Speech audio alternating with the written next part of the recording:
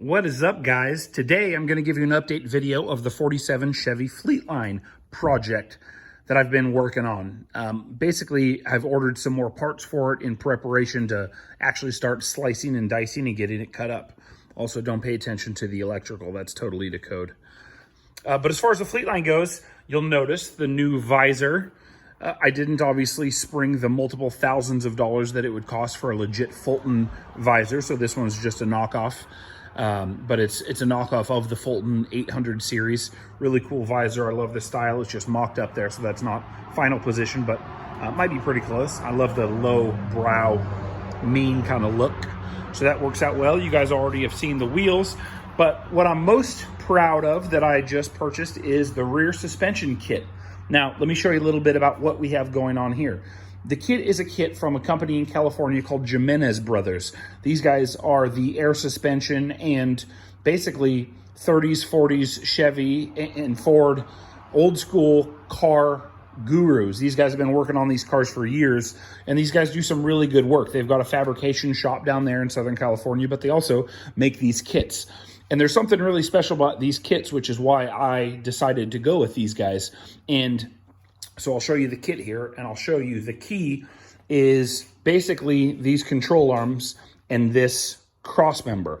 So this cross member basically sits about halfway up the car, and these two control arms that you see here are the lower control arms. So rather than being like a 4-link or a 3-link kit, this is what's called a 2-link kit. These are the only two arms that goes back there, and it mounts to the axle with a C-notch, and you've got the supports in the middle. But basically the key to this kit is the fact that these two trailing arms are so long. Now, that's important because the longer the trailing arms are, the lower your car can get without sacrificing a ton of rear end rotation, which would throw your driveline and rear end out of whack as far as rotating when the car goes up and down. So it's important to maintain a consistent driveline ratio. And when you have really short links and you're raising and lowering your car a ton, you're going to have a ton of rotation in the actual driveline. Your pinion angle is going to rotate, and it's going to create a ton of issues when you're actually driving. So what might be perfect at ride height, or a little bit lower, is going to throw a nasty vibration when you're going down the freeway. And so that's something that you just deal with a car with air ride. A good way to get around that is to go with a kit like this that's got the geometry dialed in. So the longer your rear control arms are, the less actual rotation you're going to get when the rear end is rotating, when it's going up and down. So it's going to make it a lot more stable. It's going to be it's going to be able to lay down a lot lower. In fact, this kit sets it so that the frame basically will sit on the ground. And then you go up and you don't have any kind of like driveline issues when it's done correctly. So that's really the key to this kit. But anyway, it's a nice kit. I really like their setup. They've got really good name brand reputation down there in California and really everywhere. But that's the key to the kit. Those long control arms, the rear cross member. You've also got the air ride setup that mounts between the back of the rear frame. You've got the panhard rod mount. What you're looking at right here is the C-notch setup, so that just wraps around the axle. You cut it out, that wraps around the top. It's all basically ready to be custom fabricated out. Also, these joints, these are some really nice heavy-duty joints that makes it so that the rear end can articulate freely the way that it's supposed to. So not just a regular bushing. Those are greasable joints, which are really nice. There's only two things that I'm probably going to change about this kit and how I install it. And the first is these airbags. These are, what are these? These are Firestone bags, and there's nothing inherently wrong or bad about the bags. These are what are called sleeve style bags, and they're compressed now, but they basically have a ton of throw. They're really good for, let's say, lighter applications. People like them because they're slim, right? They're not very wide. They don't bellow out.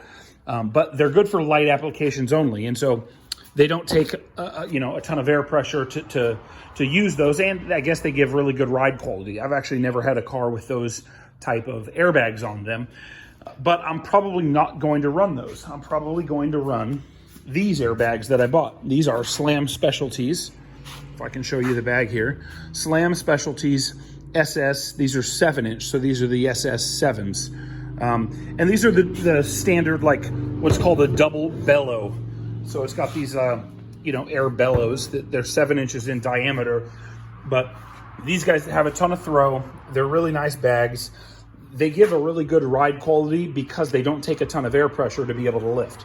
So those bags will need a lot more air pressure to lift the same amount these will. And part of it's just because of the diameter of bags. A 6-inch diameter bag is going to take more pressure to raise than a 7-inch, which is going to take more than it's going to take to raise an 8-inch. So these are the bags that I'm going to go with.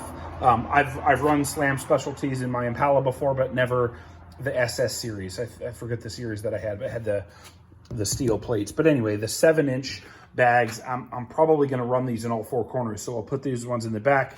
I'll get a couple of those set up for the front here, and I'll get that dialed in. But this is really the key to the kit. I'm going to be pulling the body off of the chassis here probably in the next couple of weeks and starting to get ready to mock this up. That bar there that I didn't yet identify is just the bar that gets welded in between for mounting the shocks that also come in the kit right there. So it's like your full rear suspension setup.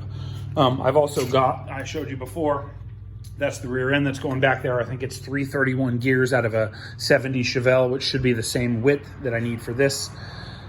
That should be ready to rock and roll. And then I determined that I have a 1980 Monte Carlo front clip. So I've got all the stuff that I need to be able to make that happen. I've bought a shock relocation kit so that I'll rip the front apart. I'll put the bags in where those go.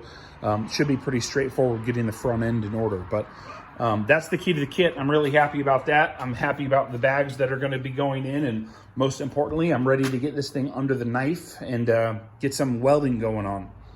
So there is your update.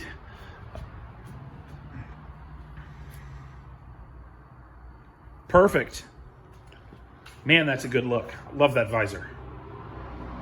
Anyway, hope you guys enjoyed the update. Stay safe. If you guys love the cars, want to stay in tune with the projects that we're working on, please consider subscribing to the channel. We'll see you guys in the next video. Thanks.